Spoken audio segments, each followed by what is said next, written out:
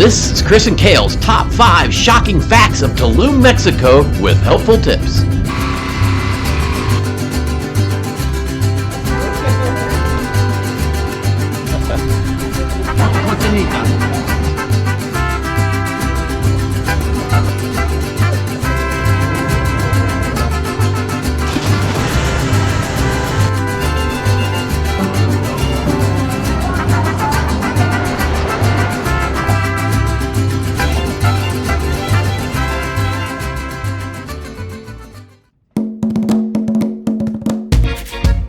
We visited Tulum, Mexico for our anniversary and didn't know what to expect from this flourishing tourist destination, just a 2-hour drive south of Cancun.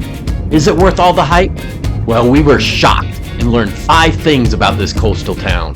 But we also came up with 5 helpful tips to take the surprise out of these Tulum Truths. Fact number 1, you need to be weary of the people. When I say this, I mean the tourists that sometimes suck away Tulum's positive spirits. They can hide away in an all-inclusive pool, all-you-can-eat buffet, or spend lavishly on overpriced drinks at the beach clubs before complaining about poor internet reliability or lack of big-screen TVs. Tip number 1, embrace the chill vibe of the locals.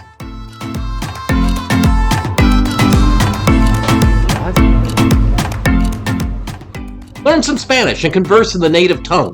The effort will be welcome. Este es el árbol tóxico. Tóxico. Sí. Okay. Chichen. Muy mal. Sí, si tú lo tocas. Mangrove. Yes. En español, ¿cómo se dice mangrove? Manglar, sí, manglar. It's got a blanco. Yes, it's a snapper. This is snapper. Snapper.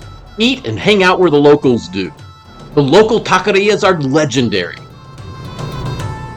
Street vendors will capitalize on opportunities created by visitors, but I never had anyone persist after a simple no gracias. Okay, I don't know if you heard that guy. Oh, I heard it. Oh, okay. Did you buy me? No, I said no gracias. See how good I was? I turned down the weed and cocaine offering that I had from him. I didn't even ask a price. Even local plugs feeding on unscrupulous tourists were polite. The street vendors always engage in friendly negotiations when a purchase is happening. They understand when a buyer is generous. On several occasions, we were gifted extra handmade pieces from their stash as they emphasized, "This is for you." We were humbled to receive such a favor, but this seems to fit the culture of Tulum.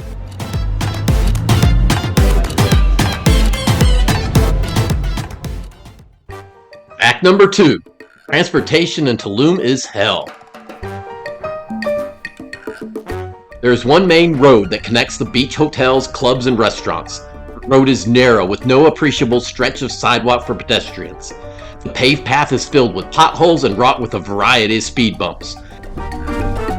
Beyond this, you will need to share this oft-crowded thoroughfare with those sidewalkless pedestrians, unskilled bicycle drivers, parting motorcycles, zippy compact cars, and large shuttle buses.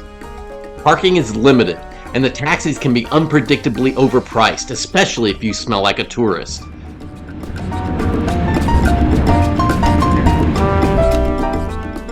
The roads from the beach area to downtown Pueblo are wider, but too long to be traveled by foot. They are typically filled with construction obstacles due to street widening or hotel expansions. Once in El Centro, things slow down, but the traffic is still heavy and pedestrians fill the area. Welcome to Transportation Hell. This giant speed bump here. Oh my god. That's like a mountain. No, I'm at a red light, but I can't see the light. There's have to look kind of over there. The light is up here. Tip number 2, rent a car to travel to and from Tulum, a scooter to travel in Tulum. Depending on your length of stay, we found renting a small car from Avis in Cancun to be beneficial. It was half the price of an airport shuttle service and also allowed easy transportation to the local sites such as the ruins, the cenotes, or the Cancun Bioreserve. Travel within Tulum's hotel zone in El Centro, however, a car can be frustrating. Walking is impractical without sidewalks, and bicycles are too slow and require too much effort. Our suggestion, rent a scooter. At $30 per day, including delivery to our hotel, we spent little effort getting to where we needed to go and found parking much easier than a car. The road conditions and obstacles can be a little unnerving, but for those who can endure, this is the way to go. Your one chance. Let's tell me what you got. Oh, this is it. Uh-oh. Here we go. Oh dear. Oh my God. Oh, gosh. Don't slam into that.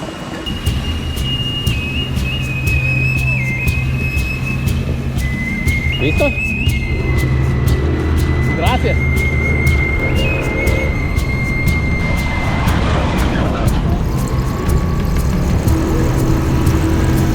Perdón, perdón.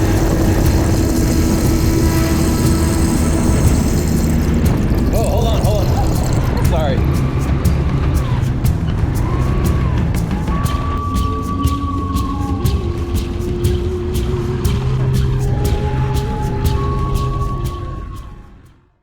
Fact number 3, you choose how much to spend on good food.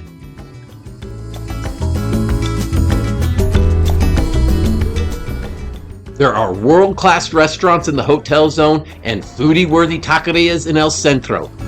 And the price tags can range from $40 per plate at the beach to just $1 for tacos in the Pueblo.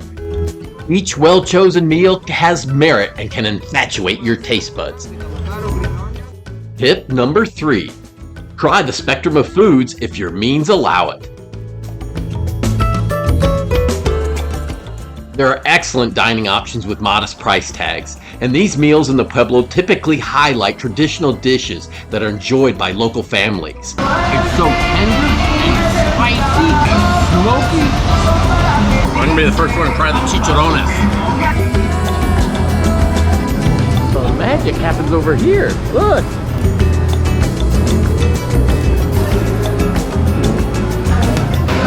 Those tenders are so moist, but above all, so flavorful. While taquerias deliver important mouth-watering food deserving of your attention, they lack diversity and innovation. Mid-price point restaurants can be found at the beach and downtown. They serve up some of the best values around, ranging from healthy vegan specialties to local seafood.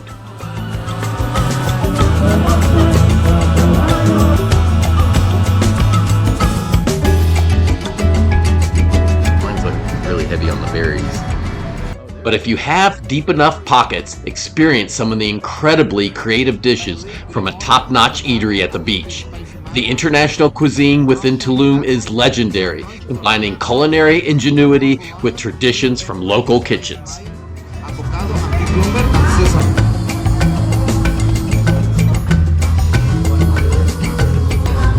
That is really, really good.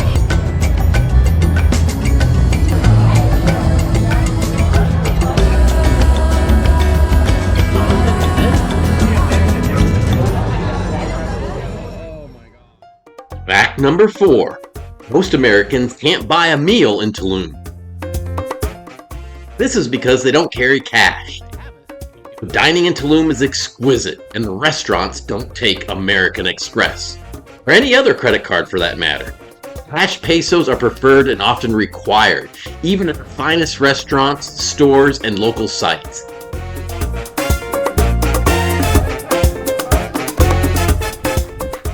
Additionally, Tulum, like much of Mexico, is full of personal services that merit tipping, a transaction almost exclusively done in cash pesos. Tip number 4, be prepared to spend in cash pesos. We brought Mexican pesos that we ordered from our local US bank, giving us a competitive exchange rate. If you wait and use ATMs in Mexico, you may encounter large fees from the local bank and even an international currency charge from your own bank. But if you do use the ATMs in Mexico, you should decline the local bank's exchange rate. This will process the transaction in pesos and allow your home bank to convert. It avoids slanted rates that can favor the Mexican banks by as much as 15%. Along those lines, be wary of restaurants and stores that accept US dollars because they typically do so at an exchange rate favorable to them. For example, they may give you credit for 17 pesos for every US dollar when the going exchange rate is really 20 pesos. Another suggestion is to tip often, tip generously, and then tip in Mexican pesos if you can. Restaurants, tours, and spas, tipping is suggested to be in the 10 to 20% range. You can tip 20 pesos per drink, and 20 to 60 pesos for luggage delivery, housekeeping, valet parking, live music, and even pumping gas. Yes, Mexico only has full service, much like a scene out of 1950s America. Fact number 5, Tulum can be very crowded and expensive. It is true that Tulum is no longer a hidden gem. Over the years, the treasures of Tulum have been shared with the world through quick-spreading social media. It has been touted as the #1 travel destination in Mexico, and from 2000 to 2020, the resident population has exploded by 5 times to support the tourism growth. That's 10 times the national average. Has Tulum outgrown its initial appeal? Tip number 5, visit Tulum in the off-season. Tulum is blowing up with popularity and can be one of the most expensive places to stay in Mexico, but its initial appeal can still be captured, as it's not always crowded. You just need to know when and where to go. The peak season is from December to April due to the outstanding weather conditions. But if you are hell-bent on visiting during this time and still want to watch your expenditures, you can consider staying in the Pueblo downtown area. Only a few miles from the beach, these hotels and Airbnbs can provide reasonable prices even in the peak season. There is good reason that non-peak months have lower demand. In May, temperatures start to peak with highs that can reach 90 degrees Fahrenheit or 32 degrees Celsius. This is less than ideal, but May can be a good month if you don't mind the heat. May also marks the start of seaweed season, known locally as sargassum. June marks the start of the rainy season as well as the hurricane season. These 3 negative conditions continue through September. In October, the seaweed season dies down and marks the end of the rainy season. It is also a less productive hurricane month. We believe that late October through November is best. At this time, the seaweed, rain, and threat of hurricanes are drying up, while moderately warm temperatures are prevalent. This is all before the peak season crowds and high prices set in. We snagged an oceanfront room from a boutique hotel for about $150 per night, a room that can fetch as much as $500 during the peak season.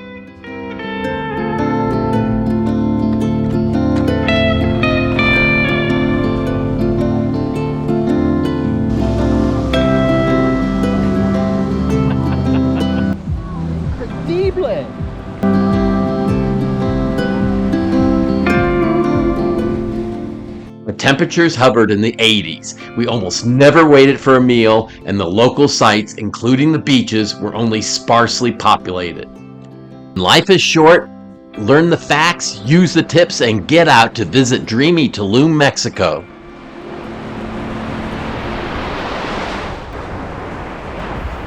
Thanks for watching. We hope this gets you excited about getting out and exploring on your own. Click to the right to subscribe. Click to the left for more adventures.